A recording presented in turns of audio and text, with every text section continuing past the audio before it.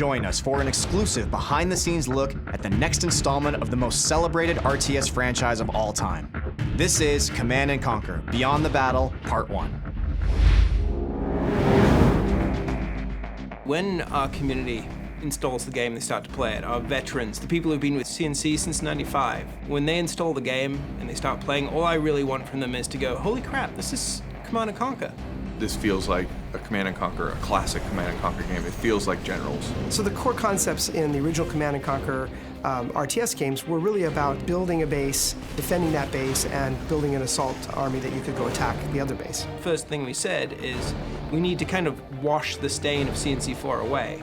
And to do that, you really have to get back to your roots, to get back to what it was that made your fans in the first place. Well, to me, the roots of Command & Conquer are always about base building that doesn't feel like a chore, harvesting that doesn't require your full attention, and a focus on fast action and lots of viable strategies in the actual combat.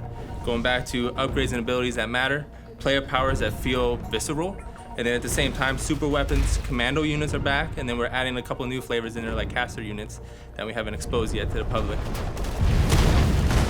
Well, we're all big Generals fans here, obviously. Looking at the old Generals, there's so many great ideas, so many great mechanics that they built in, so we were lucky to be able to cherry pick the ones we like the best. Now choosing the general is a big part of the game, just as important as choosing the faction you wanted to play. Now, it's like having hundreds of factions, let alone just 3.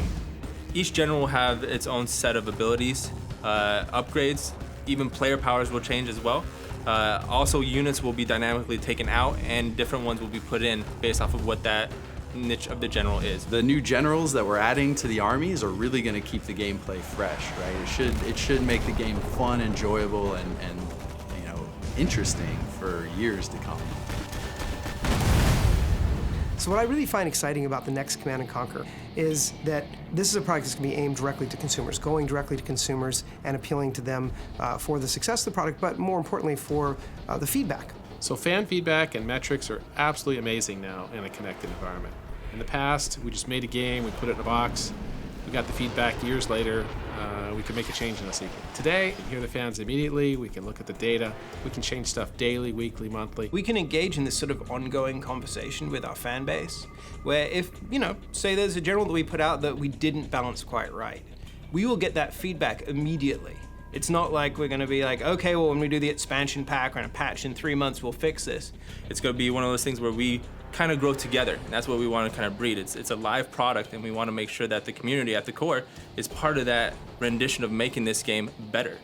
This is ultimately the fans' game, and we're looking forward to making the game better with them. Absolutely, I'll play the new Command & Conquer when it comes out. I'm anxiously awaiting it, actually. Our #1 priority has always been to make this a really fun, excellent game. Everybody on the dev team loves the game, and they're doing the work where their heart is. So a lot of the times people stay late just to make sure that they make a better game because they care about what the franchise is. Everybody wants to make sure that they make the game that the community would love, and we're on the same page on trying to make it the best CNC possible. Hopefully after doing this, I'll be on the beta, right guys?